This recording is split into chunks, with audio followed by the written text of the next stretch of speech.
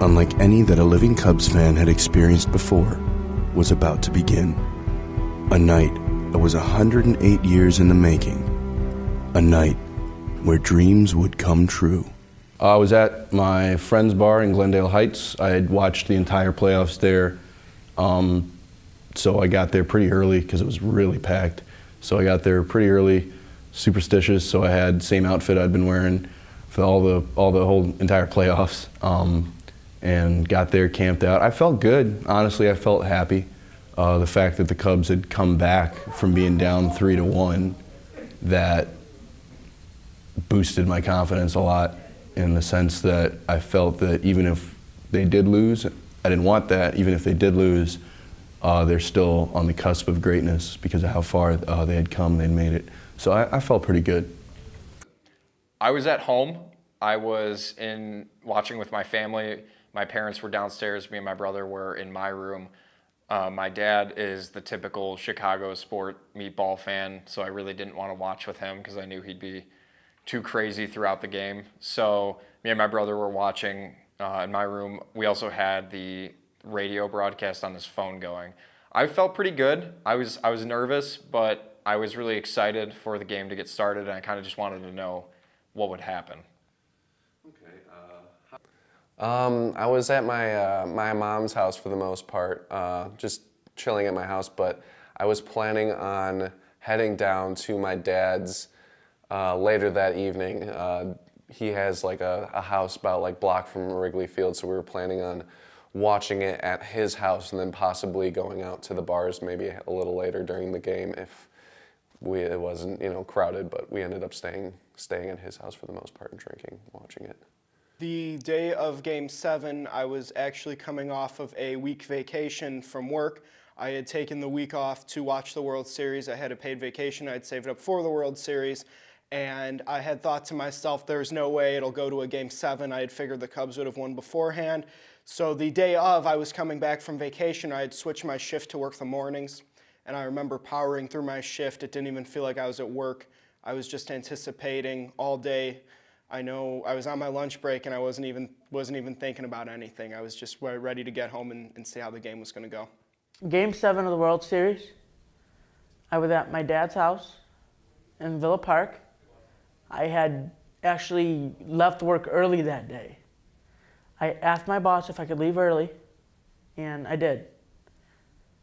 So when I left early, I made it in time to watch the whole game.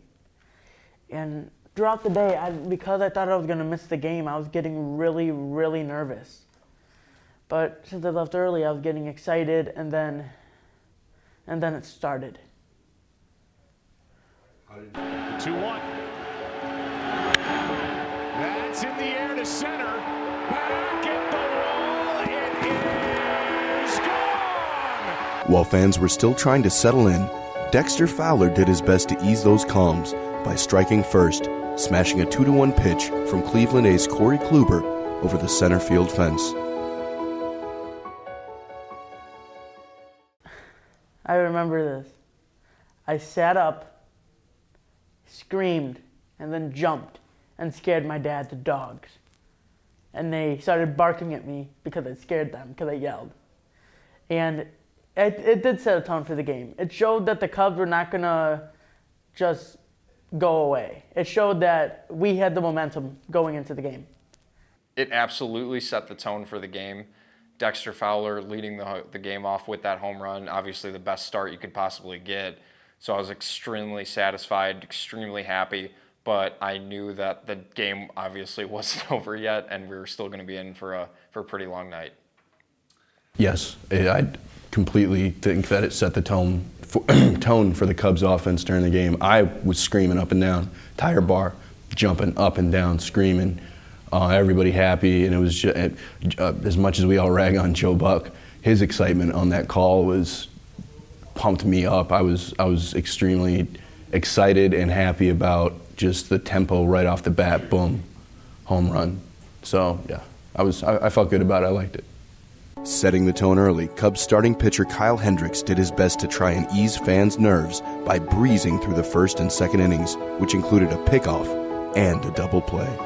I felt really safe with Hendricks on the mound. He up to that point, he had been the most consistent pitcher that we had in and out. You know, you can get 6 innings solid out of him, and you know he'll get 7 strikeouts and only have 1 run scored on him. So I was feeling really safe with him on the mound. With the Russell error, it had me a little worried, but I knew our defense was really rock solid that year, and I think the double pickoff play just proved it after that we could make some mistakes, but we could come back and just fix those mistakes as easily as we did make them. I felt before the game started, I remember specifically thinking that this is Hendricks' game to win. And the entire time I was more than confident with Kyle Hendricks' ability to be on the mound and to be in that situation with that kind of pressure. So I was extremely confident having Hendricks there. He had done so well all season. I had practically had him as a shoo-in for the Cy Young that year, and I couldn't have picked anybody better. The defense was a little bit shaky for me. The Russell error gave me a little bit of a knot in my stomach, just because I always thought that if the Cubs were going to lose that game, it would be very typical for it to be off of some stupid boneheaded play like an error like that. So it did make me a little nervous, yes. Well, with the way Hendricks played all season, especially in the playoffs, I felt super confident in him, that he was going to lead us, and he pitched amazing. That error was just... I was starting to get upset. I thought it was going to be another Cubs game that we've all know about what happens with the errors, and then comes bad defense, then comes bad pitching, comes bad hitting. It's like a cycle. But no, we had an amazing pickoff play, and then that double play got us out of the inning. It showed that this was not the Cubs of the past. This was the Cubs of now and the future. With Cubs fans feeling good for the first 2 frames, the nerves quickly returned in the 3rd inning. And they play Santana to Paul. He does. Tie game.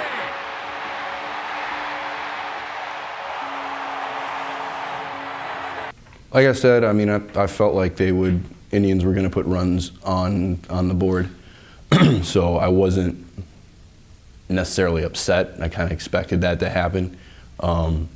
At least they didn't take the lead, so I was okay with it.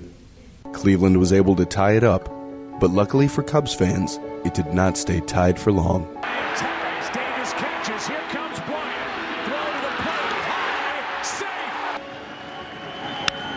High fly ball into right center. Davis came in, goes back. Won't get there off the wall. In to score is Zobrist, and the lead is 2. It's 3-1. And so does Ross, and I think Lester. Here's a fly ball into right center. Back at the wall off the bat of Baez. 4-1. Bryant taking off. Here's a shot into right by Rizzo. Bryant's going to come around. The throw by Chisenhall. Now Kempnis. Another run. Bryant's safe, and it's 5-1. Yeah, the offense in the 5th inning was really big for me. I felt much better. I was not completely relieved, but you definitely have breathing room. You have 4 runs over the Indians there, so you got to feel good. I thought that it was plenty of offense for the next few innings. I definitely thought we were going to need some more, but it was enough offense for a few innings, which was really good. I felt good about it. Seeing the young players that had come up throughout the last couple of years, Chris Bryant's MVP season especially, just seeing those young guys contribute, especially Kyle Schwarber, who had worked his way to get back into the World Series. I thought seeing that was really cool. It was just kind of, reminding me that there's still a big future left for this team, even if they didn't win. But I thought 5-1 lead was solid, but I knew it would probably end up taking a little bit more than that. The Cubs' offense was rolling after the first 5 innings, but at the bottom of the 5th, Cleveland would come right back. Kempnis. He's safe. It's 5-3. Yeah, that was rough to watch. I don't really understand why Lester was brought in that early. Hendricks, I feel like, could have finished out that inning. With the Indians creeping closer, a Cub, in the last game of his career, added 1 final home run. Through just 63 pitches. Ross flies one into center, sends Davis back at the wall, and it's gone! The 39-year-old in his final game, David Ross, has made it 6-3. Immediate redemption for him. Immediate redemption. As soon as he hit it, and for that was special for me, that his last game of his career, and he didn't even start the game. He came in for Leicester to be Leicester's catcher. Immediate redemption for me in my eyes. It got me even more pumped up. I said, all right, we're back on track. And coming from David Ross, the grandpa, the 39-year-old, in his final game, hit it center field where all the Cubs home runs in that game tended to be.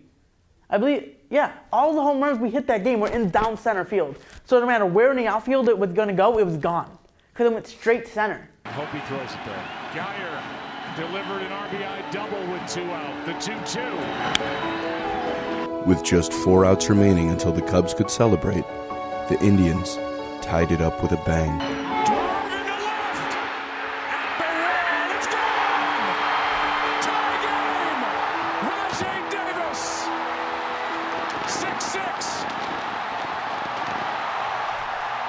6-6. When Rajay Davis hit the home run to tie, I immediately had a flashback to when I was a kid, to the 2003 NLCS Cubs-Marlins. And everybody remembers that game for the Bartman incident. But for me, it was the bobbled ball by Alex Gonzalez and what could have been a double play to end the inning. I felt sick to my stomach when I was a kid, and I saw that happen. I actually cried when I was a kid, and I was so heartbroken by it. But when Rajay Davis hit the home run in 2016 to tie it, I got the same feeling. I could just feel it creeping up on me. I actually just, the whole bar deflated. Everybody was just instant sorrow from everybody. It was tough to watch. You're not going to believe this. Just as we get ready to start the 10th, the grounds crew is told by this umpiring crew and the crew chief, John Hirschbeck, to bring out the tarp. With the game heading into extra innings, Mother Nature decided to intervene. For the rain delay, I was more annoyed than anything because we had been through this game for so long, and the idea that it could be over or it had to be postponed because of weather was incredibly obnoxious. And I just really wanted to know how that game would end one way or the other. And I did think the Cubs could still win if they could get that momentum back. So during the rain delay, I remember thinking that, it didn't seem like that heavy of a rain. I thought it just didn't seem right that there was a rain delay. It seemed like light. I've seen ball games that have been played in much worse rain or much heavier rain than that. I don't know if they were anticipating thunder and lightning. But I remember getting off the couch and walking over to the radio and putting on the hometown call on the score and just listening to the rain delay that they were talking about and hoping that Pat Hughes and Ron Coomer would say something on the radio that would ease my nerves a little bit, that would give me a different way to think about things. I know my dad got up to call his brother. They're both Cubs fans, and they wanted to talk about what had happened this far in the game and what still needs to happen. And I had calmed down to a point where I thought to myself, this rain delay could be a good thing. It could be a very good thing give the team a chance to regroup, and I legitimately turned to my dad and said, this is good. It will give the Cubs a chance to shift the momentum to their side. Honestly, I was so drunk at that point that I think I forgot that there even was a rain delay. Not even gonna lie. Later on in the inning, when they resumed play, Cubs second baseman Ben Zobrist and catcher Miguel Montero brought back hope to the fans. Zobrist, that's a base hit. Cubs will take the lead. Almora dig into the plate. Zobrist delivers 7-6 in the 10th.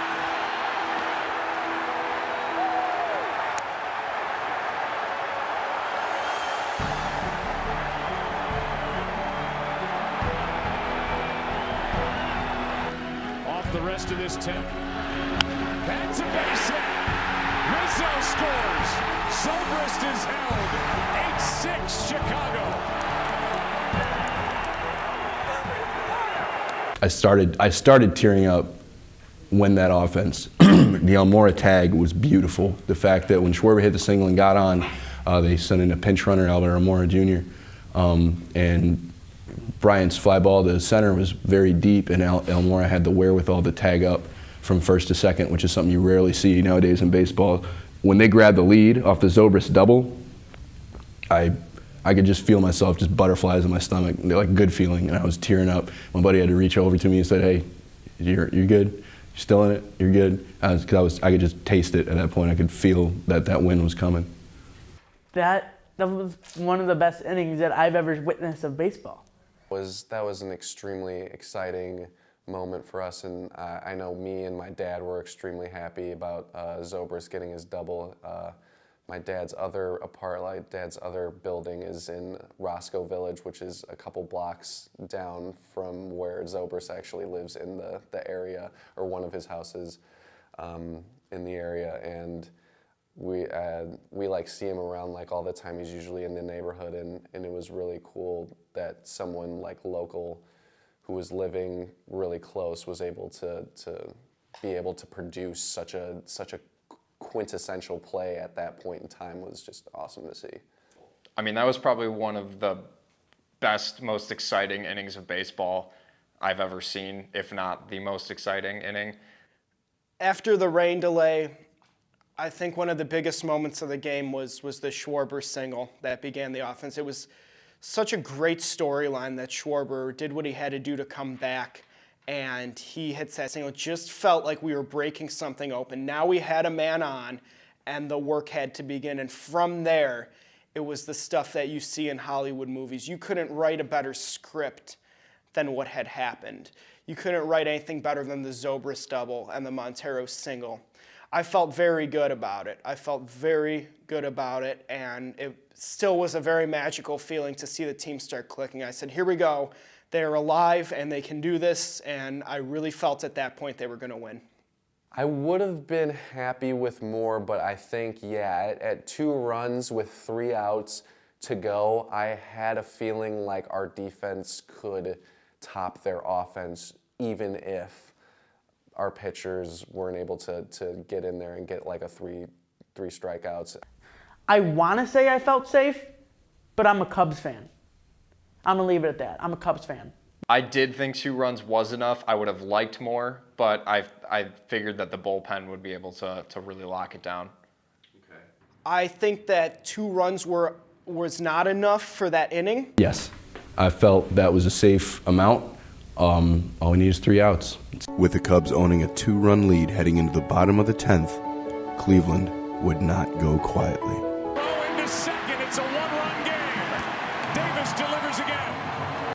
Of course, 2 outs. Bottom of the 10th, 7th game. And, of course, once he scored, I'm like, here we go again. The Cubs are going to lose. It's probably going to be some pitch hitter that hits a walk-off home run or something, because it's the Cubs. I still felt safe with that cushion. Davis's single in the 10th was like it beginning all over again. It started to feel like the home run that he had hit earlier. It felt like here comes that curse or whatever. There's something seriously wrong with the Cubs. There's something seriously wrong with this team. They just won't go down. The Indians it should be so easy, and it was just a struggle. And again, my heart was beating in my chest, and I'm like, here we go again. You know, it's going to be another nail biter. Yeah, I definitely, I felt the pressure there, and then when Rajay Davis got his RBI, I was like, oh God, not again, not this guy again, you know, being able to pull it back in. But yeah, no, it wasn't a good feeling. For the Davis single, and that scored the run, I just kept thinking this game is never going to end. Like, we're just going to be destined to go on forever. After the Indians pulled within 1 run, a short ground ball to third base would lead to glory. Here's the 0-1. This is going to be a tough play. Bryant, the Cubs win the World Series. Bryant makes the play. It's over. And the Cubs have finally won it all. 8-7-10.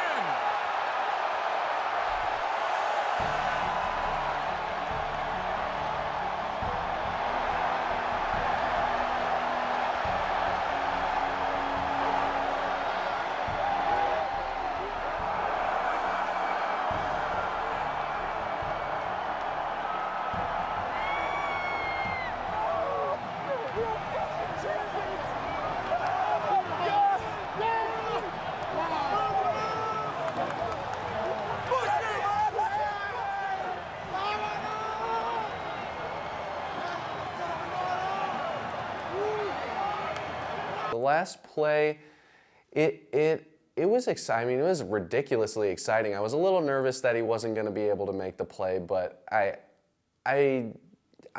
felt like he would be able to, and that like he was able to get a good feel on the ball, and then the throw was a little high, but you know, all that matters is that he got it there before the runner was able to get there. So, and then you know, everybody, you know, going crazy, and just Joe Buck going crazy like Cubs won. It's just like, it was something that like I think everybody will remember. If you were watching the live broadcast of the game, it was something that was really special. And the last play, all I remember is that they switched from Carl Edwards Jr. to Mike Montgomery. Joe Madden made the switch. I felt good with Montgomery. We still, at my house, I still had the radio on from the rain delay. I never really turned it off, and I had it up louder than the TV. And there's like a 10-second radio delay, or a television delay, so the television happens after the radio. So we had heard the play on the radio. We had heard Pat Hughes make the call, the bouncer to Bryant over to Rizzo, and the Chicago Cubs win the World Series. And we just stood up and watched it on TV. It was just like a pause, almost like a delay in my brain, and my dad too. It was like, it wasn't until we actually saw it that we were going to celebrate. It was just a strict 10-second silence of watching the final out. And I remember seeing Bryant's foot slip, and my dad, even though we had already known the Cubs had won, my dad said he's going to throw it over Rizzo's head. And we had already heard it, but there was just, you had to see it to believe it. Elation, happiness. When I saw that ground ball, I stood up, I was cheering, and I was just waiting. I was waiting for him to get it.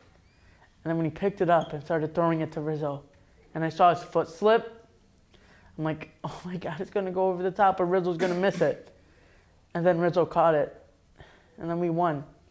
It couldn't end faster. I remember hearing Joe Buck's call on the game where he said this could be a tough play, and I started to look at it a little more closely, and I was like, this is a tough play. Bryant's gonna have to barehand it. He's throwing on the run as well, and the grass was obviously wet from the rain. So I thought that a chance for an error was pretty high. But once I saw Rizzo make the play, everybody in my house just went nuts. You could hear a pin drop.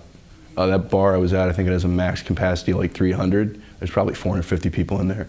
And we're all just glued in place looking at the TV. And it felt like it was in slow motion. You could literally hear a pin drop. Just to see that many people rooting for my team after years of hearing people just talk trash in town about them, it was amazing. It was, again, the best feeling I've ever felt from sports. It's a good time to be a Cubs fan. What it's been like now, it's different. I mean, other fans, I have a lot of, friends who are White Sox fans, Cardinal fans. It's interesting seeing them kind of give you respect as a Cubs fan. They have to respect what the Cubs were able to do. That's been one of the coolest things for sure. The biggest celebration in Chicago history, the biggest gathering of people in North American history, and the 7th largest gathering of human people in world history at the Cubs Parade.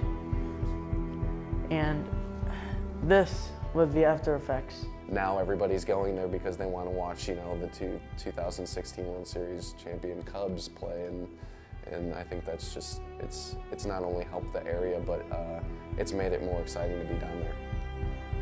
From now until the end of time, when we compare postseason games and World Series games, I don't think one will come close to Game 7 of 2016, because I think it was something that was so special. You'll never see it or feel that again. Go Cubs, go, World Series champions.